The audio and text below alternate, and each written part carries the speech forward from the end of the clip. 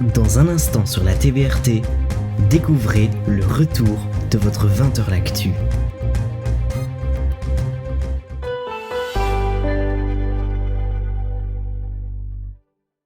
20h l'actu avec votre traiteur italien, la Casa Nostra.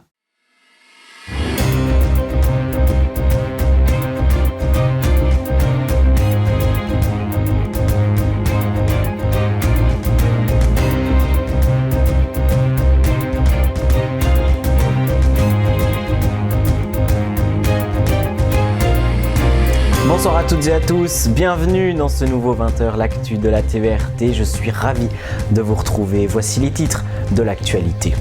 L'heure est au déconfinement et l'Horeca a pu reprendre ses activités depuis le 6 juin dernier. Rencontre avec les propriétaires du restaurant très réputé de Tuilly, la Petite Gaillole. Les activités touristiques tudiniennes ont elles aussi redémarré, mais sous plusieurs conditions strictes. Comme tout autre secteur, notre équipe s'est rendue à l'Abbaye d'Aulne pour constater comment les visites du site ont-elles été adaptées. Direction la ville haute ensuite, nous avons suivi les guides de l'Office du tourisme durant la préparation des balades et les différents tests avant de pouvoir accueillir les premiers visiteurs friands de patrimoine tudinien. Enfin, nous parlerons du marché des producteurs locaux et des activités mises en place durant les vacances d'été avec votre rubrique l'agenda tudinien. Et pour finir, ne manquez surtout pas notre mag juste après ce 20h l'actu avec une invitée exceptionnelle, Marie-Ève Van Natem, qui a répondu aux questions de Zoé Conreur. Bonsoir à tous, merci d'avoir choisi la TVRT pour vous informer. Comme vous pouvez le voir, nous avons installé notre plateau dans un paysage de printemps et d'été absolument parfait pour entamer ces vacances 2020. Vous le savez, l'heure est au déconfinement et le milieu de l'Horeca a pu redémarrer, mais sous certaines consignes extrêmement strictes. Nous nous sommes rendus à Tuilly dans un restaurant très réputé aux allures de bistrot et à l'ambiance d'époque. Direction la Petite Gaillole. On fait le tour du propriétaire avec Elina Petaccia et Baptiste de Mars. Direction Tuilly. Depuis le déconfinement, l'Horeca a dû mettre énormément de choses en place et faire preuve d'ingéniosité pour pouvoir accueillir leur clientèle. Bienvenue dans le restaurant très réputé, la Petite Gaillole.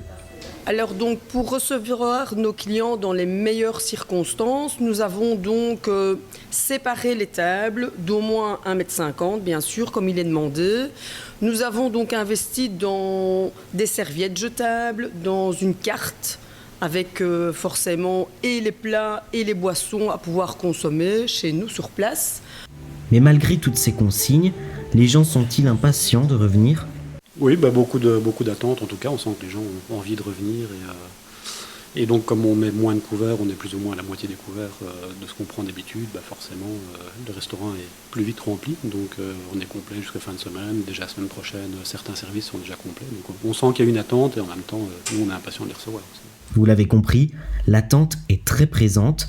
Et la carte dans tout ça, y aurait-il eu des améliorations ? On a réadapté. Oui, amélioration, non. On était déjà très bien. Ça, évidemment, toute cette aventure ne nous a pas rendus moins forts, bien que du contraire.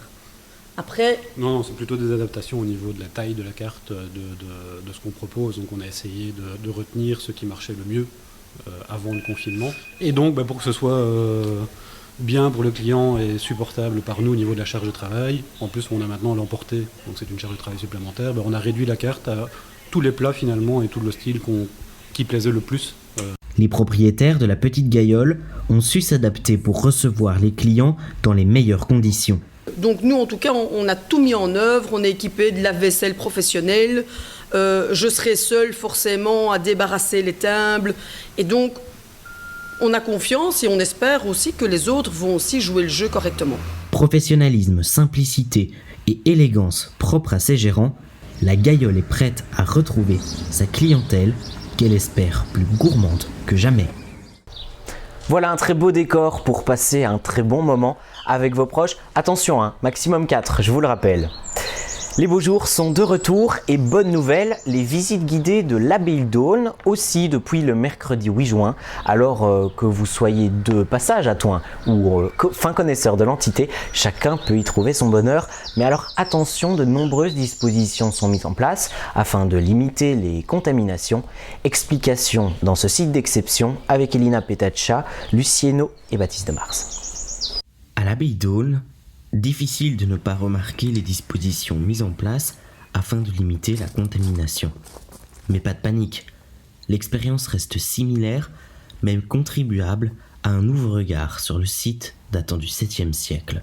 Alors par rapport aux visites traditionnelles avant cette crise, eh bien, les gens pouvaient circuler de façon aléatoire dans le site. Ici, on a dû mettre en place un balisage, des barrières avec des flèches pour obliger un sens de visite afin que les gens se croisent le moins possible. Les visites libres sont donc accessibles sans souci. Mais qu'en est-il pour celles en groupe ? Alors les visites de groupe, c'est tout nouveau puisque c'est avec ce mercredi qu'on recommence. Donc nous sommes limités avec les mesures puisqu'avant un guide pouvait aller jusqu'à 50 personnes. Ici, un guide peut prendre maximum 20 personnes. On doit respecter les mesures de distanciation. Le guide doit être équipé avec une visière ou un masque, mais on a opté pour la visière parce que le masque c'est compliqué. Et donc le public doit aussi faire très attention à respecter les mesures. Donc c'est pour nous tout à fait nouveau et donc on va tester ça tout à l'heure. Le milieu touristique a pu reprendre ses activités très tardivement. Alors qu'en pensent ces acteurs et passionnés du métier ? C'est en demi-teinte, mais je pense que les passionnés du métier seront d'accord avec moi. On préfère reprendre avec des mesures qui sont pas faciles que de ne pas reprendre. On a été dans les derniers à reprendre avec le secteur Horeca depuis le 8 juin. En tout, il était très très important qu'on retourne sur le terrain et qu'on fasse notre métier de tourisme. Alors, le projet de l'abbaye d'Aulne est un gros dossier puisque l'abbaye d'Aulne a été rachetée par le CGT, le Commissariat Général au Tourisme, il y a quelques années. Ils ont sécurisé le site justement avec ces grandes barrières pour ne pas que le public rentre dans des zones qui sont à risque. Et ensuite, il y a un gros projet d'aménagement, de restauration, mais c'est sur plusieurs années et c'est évidemment une longue histoire. Les ruines de l'abbaye d'Aulne vous accueillent tous les jours. Alors soyons prudents et profitons de ce patrimoine d'exception. Voilà pour ce très beau reportage au milieu de ce site d'exception. Direction la place du Chapitre à présent, d'où commence une des autres visites guidées. Et cette fois-ci, c'est à travers la cité médiévale que vous suivrez les guides de l'Office du tourisme durant plus ou moins 1 heure. Nous les avons suivis pour les premiers tests de cette balade à travers notamment les jardins suspendus. Elina Petaccia, Lucieno et Baptiste de Mars ont donc joué les tout premiers touristes de la saison. Il est 15h à l'Office du tourisme et nous avons suivi les guides de la balade à travers la cité médiévale lors des tout premiers essais de la reprise. Ce parcours nous emmène entre autres sur les terrasses des jardins suspendus. Mais comment adapter une visite guidée avec de nombreux visiteurs ? Alors, on a quand même la chance ici, surtout au niveau de la ville, de la cité médiévale, d'être quand même en extérieur. Donc, on n'a quand même pas beaucoup d'adaptation à faire. Mais évidemment, c'est plutôt dans la visite elle-même qu'on a décidé de pouvoir s'adapter aux mesures que le Conseil national nous a données. Voilà, merci beaucoup pour votre participation. Nous continuons la visite avec différents tests son, étant donné que les guides sont munis de visières. Mais justement, alors on a voulu réfléchir comment il était possible de faire des visites de groupe. Parce que c'est vrai qu'au départ, on s'est dit, est-ce que ça va être encore possible de rassembler un nombre de personnes autour du guide avec les mesures de déconfinement et avec les mesures finalement adéquates. Et donc du coup, on a travaillé sur le fait que chacun va pouvoir prendre ses distances, faire des plus grands groupes et le fait aussi d'adapter avec des visières la possibilité au guide de pouvoir s'adresser quand même aux personnes qui vont venir faire les visites. Alors évidemment, nous ce qu'on voulait c'était avoir la possibilité de se remettre au travail aussi et de proposer finalement les visites. Depuis le début du déconfinement, on parle que c'est dehors qu'on a le moins de risques puisque évidemment là, si on prend les mesures en mettant un masque de façon individuelle et qu'on est dehors, on a plus de facilité. On a cette chance ici à Thoin de pouvoir faire visiter des sites qui sont en extérieur. Donc on est assez content qu'on nous ait donné l'autorisation de pouvoir le faire et on s'était préparé dès le début du confinement à organiser les choses pour que dès qu'on allait nous donner une date, on était prêt pour pouvoir accueillir les visiteurs. En définitive, Masque ou visière? Comment se décider? Alors, clairement, on s'est posé la question longuement, on s'est posé même la question de savoir si on allait faire des visites avec la possibilité d'écartement entre le guide et les visiteurs. Le masque en lui-même, c'est quand même pas très convivial et en plus, ça étouffe fortement la voix. Alors, on a des guides qui ont une voix qui porte, mais c'est pas suffisant pour pouvoir se permettre de rendre les choses conviviales et compréhensibles. La visière, c'était ce qui donnait le mieux, en fait. Et par la même occasion, les masques qui peuvent être personnalisés, c'est vrai, on en voit de plus en plus avec des décorations, mais les visières, on a décidé, nous aussi, de pouvoir les rendre plus agréables. Les solutions sont donc toutes trouvées et les guides n'attendent plus que vous pour vous faire découvrir notre magnifique cité médiévale.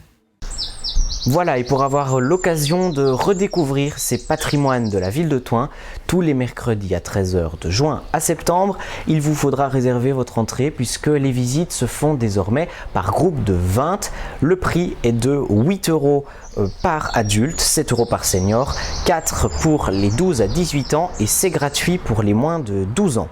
Toutes les infos concernant ces deux visites guidées sont l'abbaye d'Aune et la cité médiévale sont à retrouver sur le site tourismethoin.be. L'événement très apprécié par les Tudiniens pour le moment, c'est bien sûr le marché des producteurs locaux avec une première édition qui a été un véritable succès. Vous le voyez sur ces images à l'instant. Comme les années précédentes, il se déroulera à chaque deuxième samedi du mois de 14h à 18h jusqu'en octobre. Vous pouvez venir y faire vos achats locaux de légumes, de biscuits, de fromages et d'autres douceurs locales à boire et à manger, mais aussi de savons, de liqueurs et autres bijoux. Celui-ci met aussi à l'honneur l'artisanat local. Le marché est organisé en respectant les mesures de sécurité recommandées par le Conseil national de sécurité. Ces consignes sont toutes expliquées sur touin.be et vous pouvez aussi découvrir sur ce site les endroits de parking pour accéder à la place du chapitre en toute sécurité. Des images réalisées par Émilou de Mars. Voici la deuxième partie de ce 20h l'actu, votre agenda tudinien.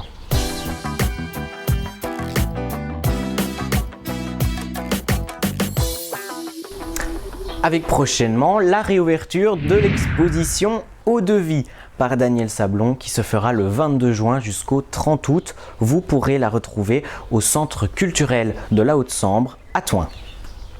Tout au long des vacances d'été, différents stages sont proposés pour les enfants, de la photo à la vidéo en passant par les arts plastiques. Il y en a pour tous les goûts. La plupart se feront aussi au centre culturel. Pour plus d'infos, bien sûr, visitez le site touin.be.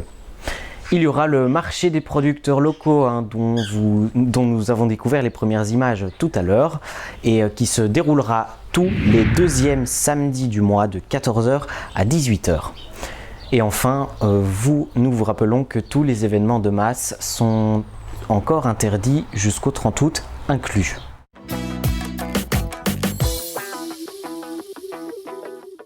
Et voilà pour l'agenda tudinien.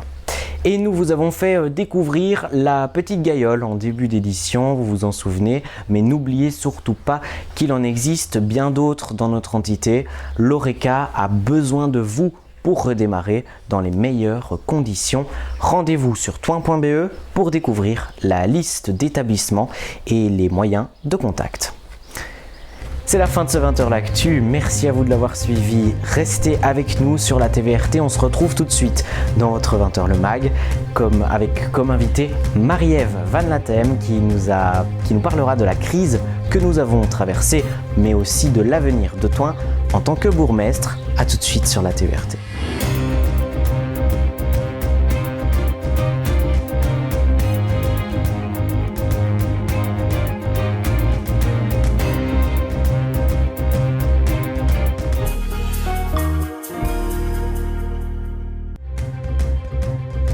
Vous regardiez 20h l'actu, une émission à voir ou à revoir sur la TVRT.